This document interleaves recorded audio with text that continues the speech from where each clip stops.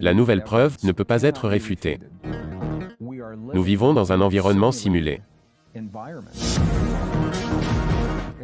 Toutes les anciennes traditions indigènes disent toutes que nous sommes ici pour apprendre quelque chose, car nous allons ailleurs. Nous sommes tous connectés à une plus grande communauté située en dehors de la simulation. La question est, pourquoi ? De toute évidence, nous sommes ici pour une bonne raison. Peut-être est-ce pour élever la conscience collective, évoluer, apprendre plus vite, et de potentiellement sortir d'une crise. Nous essayons de résoudre les problèmes de ce monde à travers une réflexion basée sur de fausses suppositions et une science obsolète. Telles que les idées de Darwin qui disaient que la nature est basée sur la compétition et le conflit.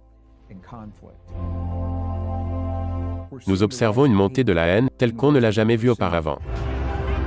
Ça n'a rien de naturel. La première règle de la nature, c'est la coopération. À quoi ça ressemblerait ? D'élever toute une nouvelle génération à partir de ce que nous savons aujourd'hui être vrai en science. Nous avons tout ce dont nous avons besoin pour transcender, au lieu de survivre. Nous avons la capacité de choisir. Alors, la nouvelle question est, changerez-vous cela ?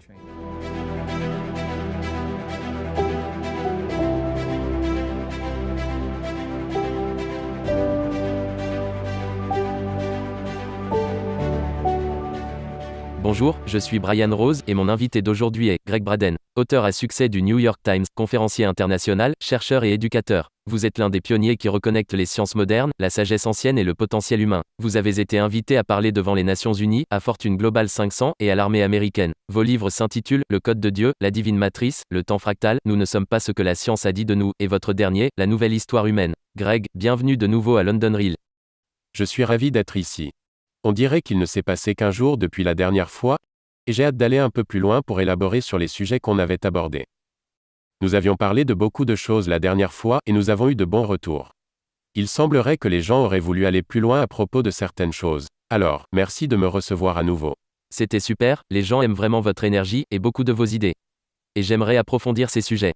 Vous êtes déjà de retour à Londres et dans un laps de temps assez court. J'aime beaucoup cette ville. Dites-m'en un peu plus. Pourquoi aimez-vous tant cette ville ? Quand je regarde mon tableur Excel qui contient tous mes déplacements, je vois que nous passons partout dans le monde. Et dans chaque ville, les gens sont tout simplement incroyables. Je reviens de Bucarest en Roumanie, et il s'est avéré que les gens y sont très ouverts à de nouvelles idées. Mais ici à Londres, j'ai toujours le même grand sourire que j'ai maintenant sur mon visage. Je me sens comme chez moi quand je viens ici. C'est une ville très chaleureuse, les gens m'ont toujours bien accueilli. Et pas seulement dans notre audience, mais aussi avec chaque personne que je rencontre. Depuis le moment où j'arrive de l'aéroport, dans les hôtels, avec les chauffeurs. Il y a une bonne ambiance dans cette ville qui fait que j'adore être ici. Et il y a une grande scène musicale, nous en parlions justement. Je suis musicien en dehors de ce que je fais actuellement, et j'aime la musique d'ici. Si vous rassemblez le tout, vous obtenez une ville géniale. La prochaine fois, on vous fera jouer de la musique. Pas de problème. Vous avez donc un événement et un nouveau livre à venir intitulé La Nouvelle Histoire Humaine. Et vous parlez de certaines pratiques intéressantes que vous enseignez aux gens. Pourriez-vous nous parler de cette énergie, cette longévité et de quelques-unes de ces choses ? C'est le but. Le nouveau livre s'intitule « Nous ne sommes pas ce que la science a dit de nous ». Nous avons déjà parlé de tout ça lors de la dernière interview. Alors pour résumer, le livre est divisé en deux parties. Dans la première partie du livre, je voulais que les gens comprennent la science, sans s'attarder sur les détails techniques. Je voulais qu'il soit simple à lire, et qu'ils saisissent le fait qu'il n'y a plus aucun doute, que l'histoire que l'on nous a racontée à propos de nos origines et de notre potentiel ne correspond plus aux faits avérés par la science. Quand les faits ne correspondent plus à l'histoire qu'on nous raconte, il est temps de s'ajuster à une nouvelle histoire. Il s'agit donc de la nouvelle histoire humaine. La première partie du livre décrit la science révisée par les pairs. Il ne s'agit donc pas de mes théories ou mes hypothèses. Il s'agit de la science confirmée qui nous montre que les preuves physiques ne concordent plus avec l'histoire que l'on nous a racontée. Nous sommes conditionnés par les théories de l'évolution de Darwin. En tant que géologiste, j'ai pu voir l'évolution dans un fossile. Et c'est un fait avéré, que pour certaines formes de vie, tels que des insectes, des animaux ou des plantes, quelque chose s'est produit il y a 200 000 ans. Nous sommes apparus, et ce n'est pas l'évolution qui nous a donné notre apparence actuelle. La théorie tombe à l'eau. Les preuves physiques ne concordent pas avec ça. C'est ce qui me fascine, car nous savions depuis longtemps que les faits ne concordaient pas avec la théorie. Ce qui est vraiment fascinant, ce sont les nouvelles découvertes sur l'ADN qui ne peuvent pas être réfutées. C'est un problème pour les scientifiques qui sont imprégnés de la théorie de l'évolution, qui parle d'un long et lent changement, qui se serait fait graduellement sur une longue période de temps. Ça ne s'est pas passé comme ça.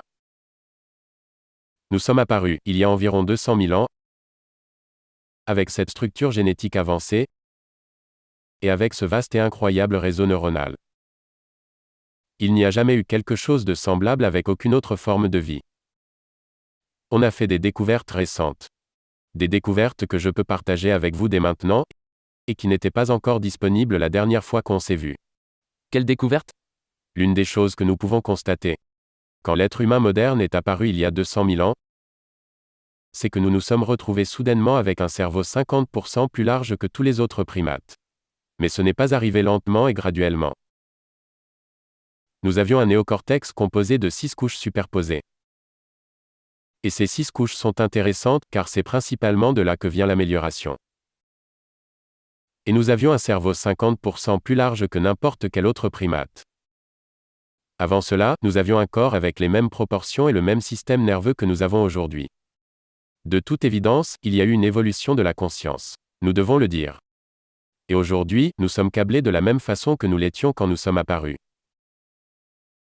Les scientifiques disent qu'au vu de la façon dont ça s'est produit, nous sommes le résultat d'une intervention extérieure. Que la biologie semble être intentionnelle et que le processus de l'évolution ne peut pas être responsable d'un changement aussi complexe. Et c'est un fait qu'autant de changements se soient produits en si peu de temps, et tous en même temps. Deuxièmement, et nous en avions déjà parlé, un chromosome est responsable du cerveau 50% plus large que n'importe quel autre primate. Au même moment, le 7e chromosome a connu une mutation qui a permis le langage complexe, chose qui s'est produite d'une façon qu'aucune autre forme de vie ne pourrait avoir. C'est pourquoi nous pouvons chanter alors que les chimpanzés ne peuvent pas. En tant que musicien, je me suis toujours demandé pourquoi les chimpanzés ne chantent pas. Exact. Car ils partagent plus de 90% de notre ADN. Et à quelle raison la communauté scientifique attribue-t-elle cette croissance rapide du cerveau?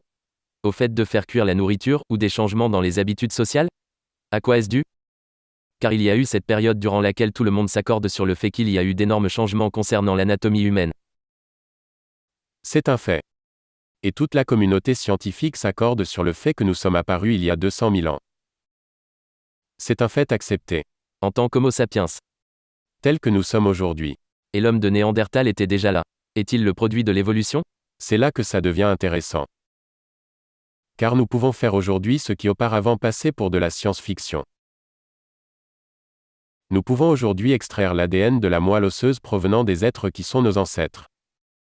Et cela inclut le Néandertal. Comme dans le film Jurassic Park. Ce film était de la science-fiction quand il est sorti, et c'est aujourd'hui un fait scientifique, nous pouvons extraire l'ADN. Dans le film, ils ont reconstitué l'ADN pour faire revivre des formes de vie. Et selon ma connaissance actuelle des choses, nous n'avons pas encore fait cela. C'est vrai, mais le fera-t-on un jour? J'imagine qu'on essaiera. Quand je dis on, je ne parle pas de vous et moi. Et je pense que si ça peut être testé, ça a déjà probablement été fait quelque part. Mais ce que nous pouvons faire, et c'est ce que nous faisons déjà, c'est que nous pouvons extraire l'ADN de la moelle osseuse. Depuis la côte d'une enfant néandertal par exemple. Un bébé qui fut trouvé au nord de l'Europe, dont le corps fut daté et on estime qu'elle vivait il y a plus de 30 000 ans avant notre époque. Quand ils ont comparé son ADN avec notre ADN actuel, surprise, il n'y a pas assez de similarités, pas assez de points communs. Ça a été publié dans le journal Nature. Ils ont fait cette découverte en 1987, mais n'ont rien publié avant l'an 2000. C'était dans le prestigieux journal intitulé Nature. C'était page 490, dans le volume 404. Ça ne vous surprend pas. Car vous avez des amis dans le domaine de la science. Et quand vous les confrontez avec ces preuves, ils vous disent qu'ils ont du mal à y croire. Leur cerveau se dit que ça doit être faux, car ça va à l'encontre de ce qu'ils sont, et des idées qu'ils défendent. C'est ici que les scientifiques se confrontent à un mur, car les preuves évidentes ne soutiennent plus les anciennes théories. Aujourd'hui nous savons que Néandertal n'est pas notre ancêtre, mais nous avons partagé la Terre avec eux. C'est pourquoi j'ai de l'ADN de Néandertal en moi, et je suppose que vous aussi. Comme beaucoup d'entre nous, pas la majorité, mais beaucoup d'entre nous en ont. Si vous utilisez un service comme Ancestry.com, 23andMe ou quelque chose du genre, nous verrons de l'ADN de Néandertal, car nous nous sommes croisés avec eux. Nous avions sans doute des petits ou petits amis néandertaliens à ce moment-là. Mais si nous partagions la Terre avec eux, on ne peut donc pas descendre d'eux. Nous savons donc ce que nous ne sommes pas, et nous ne sommes pas des descendants de Néandertal, ou même des autres formes de vie que nous pouvons voir sur le graphique de l'évolution. Ce que nous pouvons dire, c'est que nous n'entrons peut-être même pas sur cet arbre. Nous avons sans doute notre propre arbre, un petit arbre comme un buisson. Nous avons notre propre chemin d'évolution qui nous a conduits jusqu'à notre apparition il y a 200 000 ans. Et c'est un problème pour la science. Ça ramène au genre d'histoire qu'on peut trouver dans la Bible, que nous avons été créés séparément. C'est la première moitié du livre.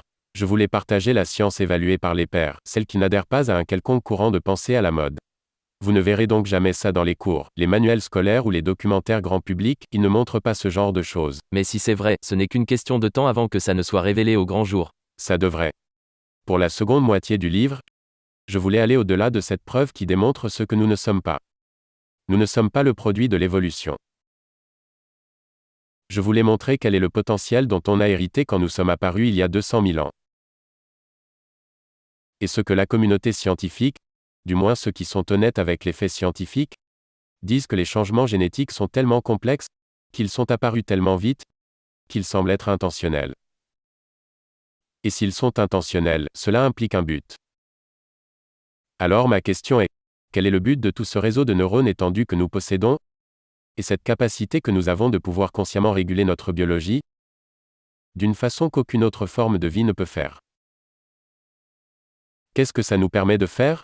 Quel genre de porte cela nous ouvre-t-il concrètement? Comment pouvons-nous exploiter ce que j'appelle les technologies internes dans notre vie de tous les jours afin de rendre nos vies plus saines, plus heureuses, plus productives et plus sûres? C'est ce dont parle la seconde moitié du livre. Pour moi, elle se complète vraiment. Beaucoup de scientifiques me disent que nous saurons quel est notre véritable potentiel uniquement quand nous trouverons d'où nous venons. Et je fais l'opposé. À mon sens, si nous suivons ces preuves, si nous suivons cet ADN, nous allons à reculons. Qu'est-ce qu'il a fallu à cet ADN pour devenir l'ADN qu'il est devenu? Que s'est-il passé? Nous en parlerons plus en détail. Qu'a-t-il fallu pour que la fusion se produise? Pour que certaines parties de l'ADN disparaissent ou soient ajoutées? Que s'est-il passé pour que toutes ces choses arrivent? Je pense que si nous allons vers l'avant, cela nous donnera la réponse de qui nous sommes et d'où nous venons. Vous devez bien avoir une hypothèse sur le sujet. Car il n'y a que quelques réponses possibles. Nous devions venir d'ailleurs. Il devait y avoir un être super intelligent, qui a décidé de modifier les gènes, puis nous a ramenés. Il y a 3 explications que les scientifiques étudient en ce moment. Nous n'en avions pas parlé la dernière fois. La première, c'est que tout est entièrement dû à une évolution naturelle telle qu'on nous a amenés à le croire, même si les faits ne soutiennent plus cette théorie. Il y a donc une bataille en cours pour déterminer ce qu'on appelle le modèle standard. C'est le modèle standard en physique qui dit que le Big Bang était la première libération d'énergie. Nous ne savons pas ce qui s'est passé mais c'était un processus naturel. Dans ce Big Bang, l'évolution correspond à quand nous sommes apparus. Un processus totalement naturel.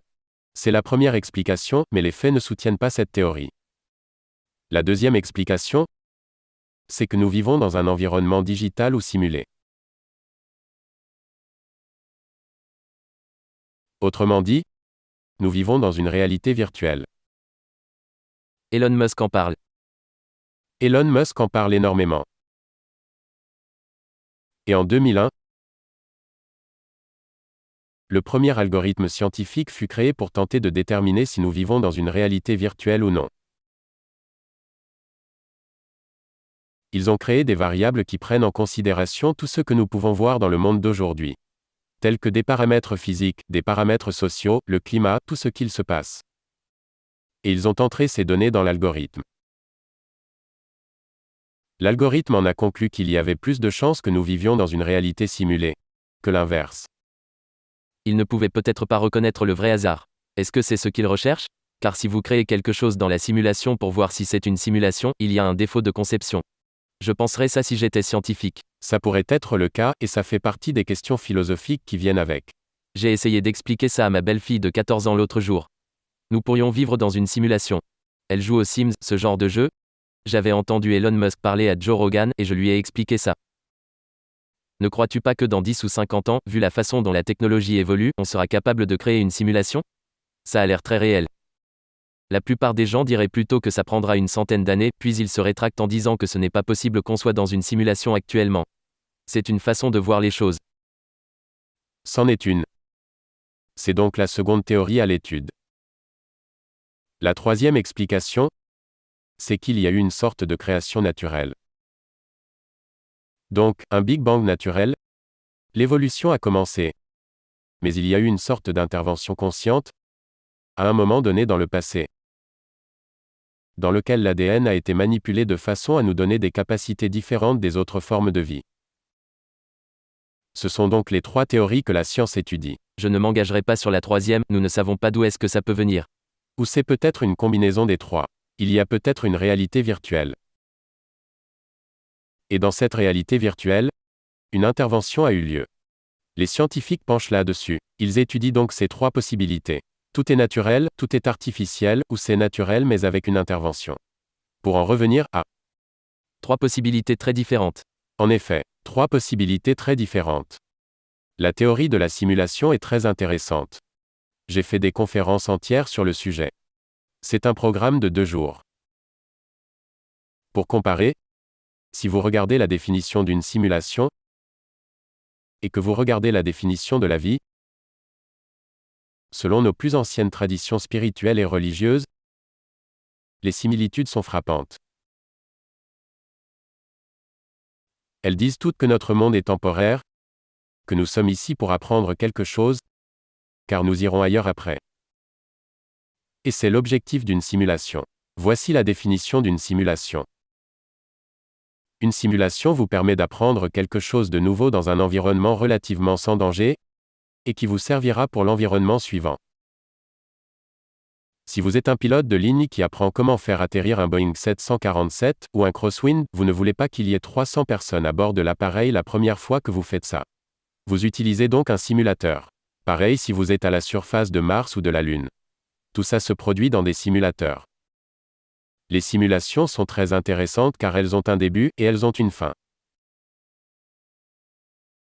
Elles ont des règles que la personne à l'intérieur de la simulation doit suivre.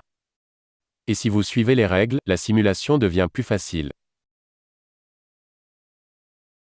Dans chaque simulation, vous avez un moyen de contacter quelqu'un qui n'est pas dans la simulation afin d'être guidé ou de lui demander un conseil. Quand on regarde les anciennes traditions, elles disent toutes qu'il y a un commencement, qu'il y a une fin et que ce monde ne durera pas. Nous sommes ici temporairement, c'est ce qu'on appelle la Maya dans les traditions hindouistes. Il y a des règles que nous apprenons pendant que nous sommes ici, et quand nous avons des ennuis. Nous pouvons contacter une présence située en dehors de notre réalité connue et qui a une perspective que nous n'avons pas. C'est Dieu, avec la prière. Pas forcément. Ça pourrait être notre moi supérieur. Ça pourrait être un ange, ou une présence. Ça pourrait être un proche décédé. Ça pourrait être du channeling. Quand vous faites du channeling, vous canalisez une présence provenant d'un autre monde. Ça pourrait être Dieu. Alors, quand on voit tous ces points communs, ils sont très frappants. Vous commencez à me convaincre. Concernant la simulation, voici la question. Si nous sommes dans une simulation, alors pourquoi? Quel serait le but? Et l'une des réponses de cela, c'est qui en bénéficie? Qui bénéficie d'une simulation? La réponse est les gens qui sont à l'intérieur de la simulation. Nous sommes ceux qui en bénéficient. Nous devons comprendre que nous apprenons quelque chose en étant ici et dont nous aurons besoin pour la suite, peu importe où nous allons. Peu importe ce que c'est. Si vous croyez que ce monde est la Maya et est temporaire. Si nous jetons un œil sur les thèmes généraux de tout ce que nous apprenons dans les traditions spirituelles, les principes religieux, là où la science médicale nous conduit, tout nous ramène à notre capacité à auto-réguler notre biologie. Le pouvoir de l'amour, le pouvoir du cœur d'influencer le corps. Le pouvoir du cœur d'influencer le monde au-delà du corps. Je pense que pour la théorie de la simulation, Nous sommes au XXIe siècle, et nous cherchons un nouveau vocabulaire, un nouveau langage, qui a pris forme avec la technologie, et qui nous aide à donner du sens à notre existence. Que vous y croyez ou non. Peu importe que vous parliez des anciennes idées ou des nouvelles idées, elles nous ramènent toutes à la même chose. Qu'apprenons-nous? Quels sont les thèmes récurrents que nous voyons jouer sur la scène de l'amour et de la haine, de la guerre et de la paix? Notre faculté de transcender les grandes difficultés de la vie. Le fait est que nous ne sommes pas des victimes. Nous avons la capacité de réguler notre biologie de façon consciente. Aucune autre forme de vie ne peut consciemment s'asseoir dans le moment présent et dire, à ce moment précis, je choisis d'augmenter la longévité des enzymes dans mes cellules. Je choisis d'améliorer ma réponse immunitaire. Je choisis d'accéder à de profonds états d'intuition. Je choisis d'être plus résilient face aux changements dans ma vie. Les autres formes de vie pourraient faire ça instinctivement, quand l'environnement active cela. Nous sommes la seule forme de vie qui puisse consciemment dire, là, tout de suite, je choisis de m'auto-réguler. Je choisis, au lieu de laisser mon environnement extérieur me pousser à le faire.